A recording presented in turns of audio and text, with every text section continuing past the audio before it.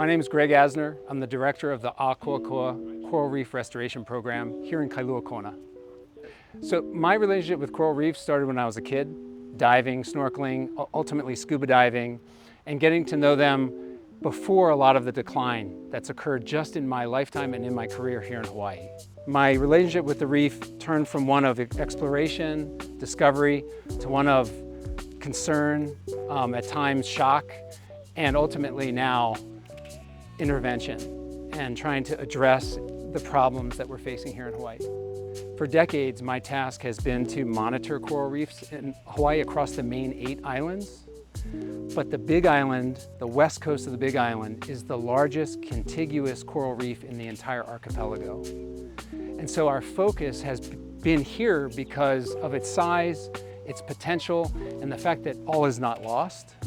We have areas of reef that are in great shape, and we have areas of reef that are in severe decline.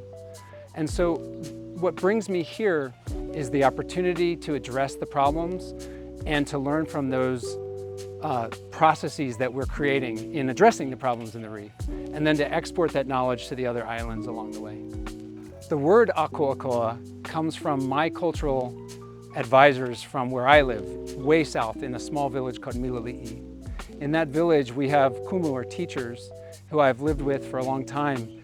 When I went to them and said, I'm going to start this program that's going to pull together communities and science, what do you think we should call it? It was one person in particular that looked at me in that meeting and said, we should give it the name A'Ko'akoa. In Hawaiian mythology, some words have dual meanings. A'Ko'akoa means for people to come together with a common purpose. It also literally means for corals to assemble on the seafloor. When a word has a dual meaning, often it has mythological origin. And in the Hawaiian genesis of humanity, Hawaiians trace their origins to the coral polyp in their Hawaiian mythological chant called the Kumulipo. And that is the guiding document of all of this program. It's why we're built the way we're built. Even these raceways that you see here, they each actually have a significance along this coastline. The reason that I decided on 72 is that there are 72 watersheds known in Hawaiian as ahupua'a in the West Hawaii reef system that have coral at the bottom of those watersheds. People that visit the island are part of our solution. We need people to be part of the solution and to learn what coral reefs are and to learn the basics of their role so that we can turn this tide of degradation and overuse, to be honest, to one of stewardship among not just the residents here, but of the visitors themselves. And so A'Ko'akoa has science, but it just as much has education, outreach, and community engagement. And those processes include tourism because there's so many people coming to visit our island and they're playing a role on our reef.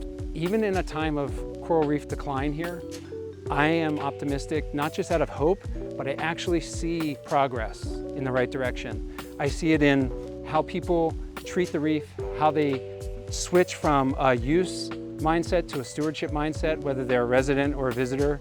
I see all of that happening step by step. We just need to amplify and scale that. That will turn my optimism into an outcome. The second reason I'm optimistic is that the science is showing that we can confront these issues like climate change and water pollution and things that hurt corals. The science is there for that part. And so I'm pretty optimistic that between the science and the innovations we're doing with the community and the visitors that we can get these reefs turned around and sort of bend this curve of loss towards a more stable and sustainable reef future.